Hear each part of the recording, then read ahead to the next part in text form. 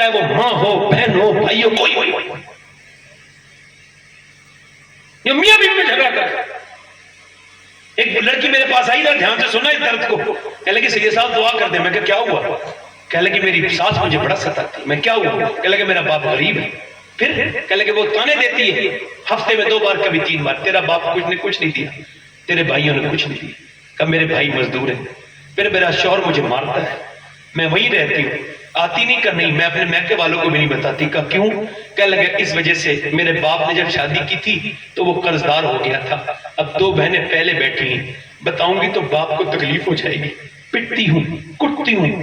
یار بیٹیوں سے بہت پیار کیا کرو. بیٹیاں پتہ نہیں کس کس کے پاس جائیں، کہاں کہاں شادیاں ہوتی ہیں، 18-20 سال اپنے گھر میں رہتی ہیں، ماں باپ خیال رکھتے ہیں، پھر کیسے کیسے ظالموں کے پلے پڑ جاتی ہیں. کچھ تو بہنیں بیٹیاں بتاتی تک نہیں ان پہ جتنے ظلم ہوتے ہیں. بہنوں کے گھر جایا کرو. جتنے بھائی بیٹھے ہو بتا رہا ہوں، جس بہن کے گھر بھائی نہیں جاتا نا وہ کمزور ہو جاتی ہے، اسے تانے بڑے ملتے ہیں، اسے تکلیفیں ہوتی ہیں. جہاں بھائی جاتا رہتا ہے، ٹیلی فون کرتا رہتا ہے، بہن کی عزت بنی رہتی ہے. وہ تم سے کچھ چاہیے نہیں اسے. بیٹیوں کے گھر جایا کرو. بیٹی اپنے باپ کو یاد کرتی ہے. یار بیٹیوں کو کوئی بھیج دیتے ہو شادی کے بعد جایا کرو، خیال رکھا کرو. میرے حضور اپنی بہن سے پیار کرتے تھے. صحابہ اپنی بہن سے یاد محبت کیا کریں اپنی بہنوں سے. آپ مجھے بتائیں مجھے آپ کون سا گھر اللہ کو پسند ہے؟ میں آپ سے پوچھتا ہوں. جس میں ٹائلس لگی ہوئی ہو؟ نہیں. جس میں ماربل لگا نہیں، جس میں بڑے کچن باتھ روم بنے ہو وہ گھر چلا. کون سا گھر اچھا ہے جس میں بڑے روم بنے ہو، جس میں بالکنی ہو، ہال بنا ہو؟ کون سا گھر اچھا ہے؟ وہ اڈانی کا گھر اللہ کو پسند ہے یا امبانی کا پسند ہے؟ حضور فرماتے ہیں اللہ کو وہ گھر پسند ہے جس میں یتیم رہتا ہو، اس کا خیال کیا جاتا ہو، جہاں مظلوم کا خیال کیا جاتا ہو، جہاں عورتوں پر رحم کیا جاتا ہو، وہ گھر اللہ کو پسند ہے. بتاؤ جہاں یتیم کمزور بچی پہ ظلم ہوتا ہے وہ گھر پہ اللہ کی رحمتیں آئیں گی کیا؟ صبح سے لے کے شام تک تانے ملتے ہو. ان عورتوں کو سمجھاؤ اور سنو. یہ عورت یہ کر رہی ہے بڑی ہے، اور اس زمانے کی وہ 70 سال کے بھی ہوا. حضور کے اوپر حملہ ہو گیا جنگ میں، تو اس نے دیکھا نا ام عمارہ نے تلوار سود کے کھڑی ہو گئی شیرنی کی طرح، بال سفید ہے مگر ہاتھ میں تلوار لے کے. نبی نے اس کی طرف دیکھا تو کہنے لگی حضور آپ بالکل پریشان نہ ہو، میں عورت ضرور ہوں مگر جان دے دوں گی، آپ تک کسی دشمن کو نہیں آنے دوں گی. حضور کے اوپر حملہ کیا. اس عورت نے دیکھا تو ایک جتنے بھی کافر تھے بزدل ہوتے ہیں، ایک آیا جوان عورت پہ حملہ کیا، اس نے تلوار سے روک کے اس کا پیٹ پھاڑ دیا. دوسرا آیا اس کی گردن کاٹی، تیسرا آیا اس کی گردن کاٹی، یہاں تک کہ ایک کے پاس 7 آئے. 7 کو اکیلی بوڑھی عورت نے جہنم میں پہنچایا. بھگدڑ مچ گئی. کفار مکہ کے لشکر میں بولے بھاگو، ان سے نہ لڑو. کہا کیوں؟ کہ جب 70 سال کی ام عمارہ کا یہ حال ہے تو پھر علی کی تلوار کا عالم کیا ہوگا؟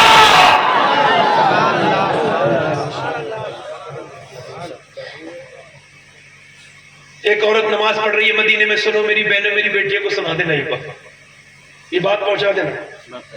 الگ سے یہ بات میرے گھر میں پہنچاؤ بیٹیوں. کیا سمجھتی ہو تمہیں عزت حضور نے نہیں دی؟ کہتی ہیں ہمیں آزادی چاہیے، کپڑے پہننے کی آزادی. اچھا ہمیں چاہیے آزادی، گھومنے پھرنے کی آزادی. اور گھومنے پھرنے کو کون منع کرتا ہے؟ مگر پردے میں گھوم پھرو کون منع کرتا ہے؟ اور تم سے میک اپ کرنے کو بھی کون منع کرتا ہے؟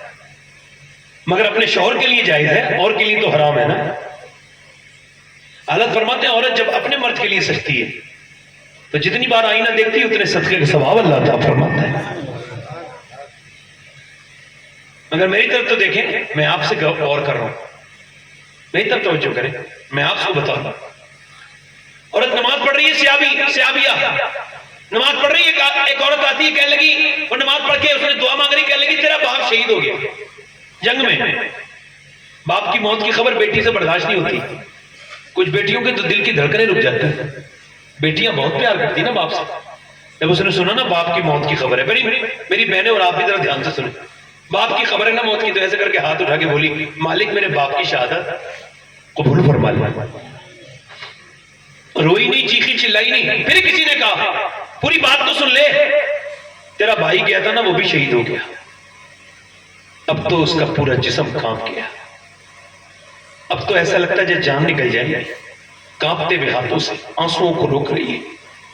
روکتے روکتے بولی اللہ بھائی کی شہادت قبول. پھر کسی نے کہا اور سن تیرا باپ بھی شہید، تیرا شوہر گیا تھا نا وہ بھی شہید ہو گیا. پھر اس نے کہا تیرا بیٹا بھی شہید ہو گیا.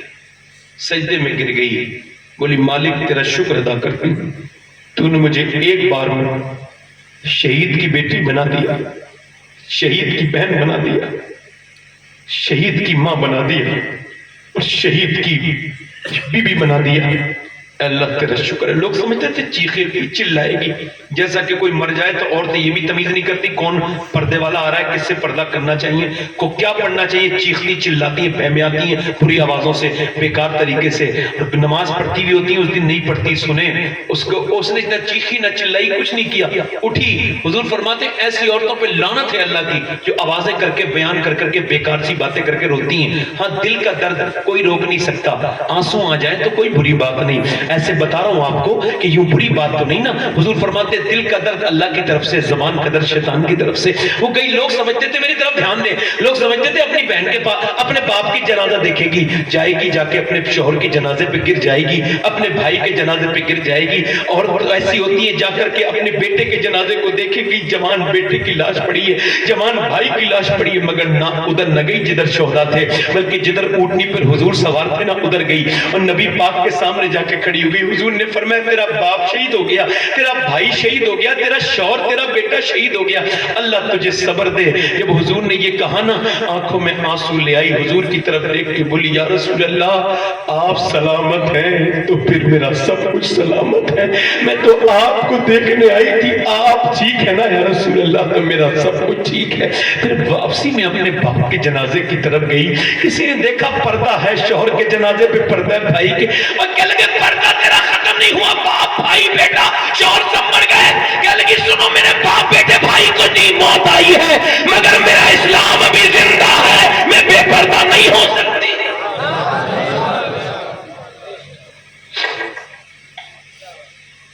کیا جواب دیں گی بیٹیاں میری؟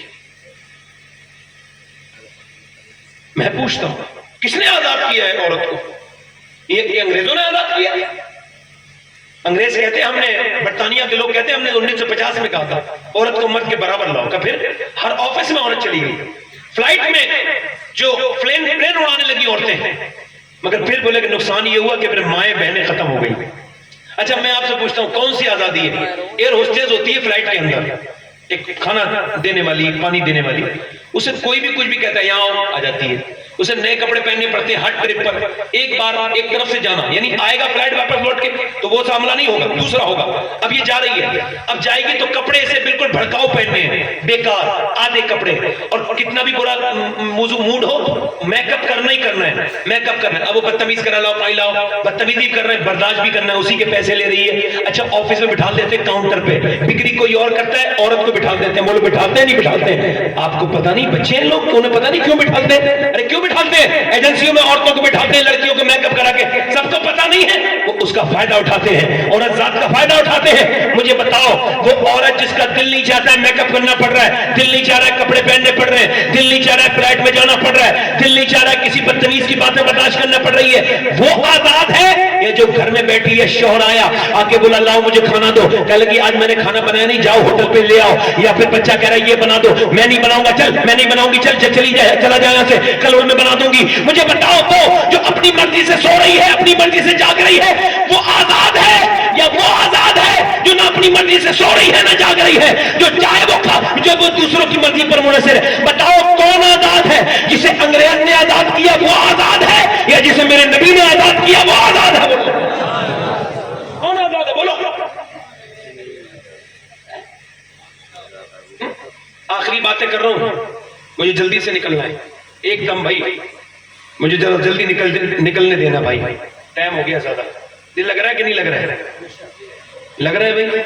ہاں تو سنیں، آج لڑکیاں آپ کو پتہ ہے کبھی سوچو گے تو نیند نہیں آئی کہ مجھے کبھی کبھی نہیں آتی ہے، بتا رہا ہوں 2014 سے لے کے اب تک لاکھوں لڑکیاں، کئی لاکھ لڑکیاں اسلام چھوڑ چکی ہیں، غیر مسلموں کے گھروں میں، بچپن میں ان کے ماں باپ نے اسکول بھیج دیا، کالجوں میں جا کے شرم حیا ختم ہو گئی، بچے ہی نہیں کچھ۔ 24 سال کی لڑکی کو 24 سال کی لڑکی کو ادھر دیکھیں، 24 سال کی لڑکی کو 25 سال کی لڑکی تک پڑھانا، اس کے کردار کا امتحان لینا ہے، تعلیم دلانی نہیں۔ سب سمجھدار لوگ بیٹھے ہیں، کوئی بیوقوف تو نہیں بیٹھا۔ کون سی تعلیم؟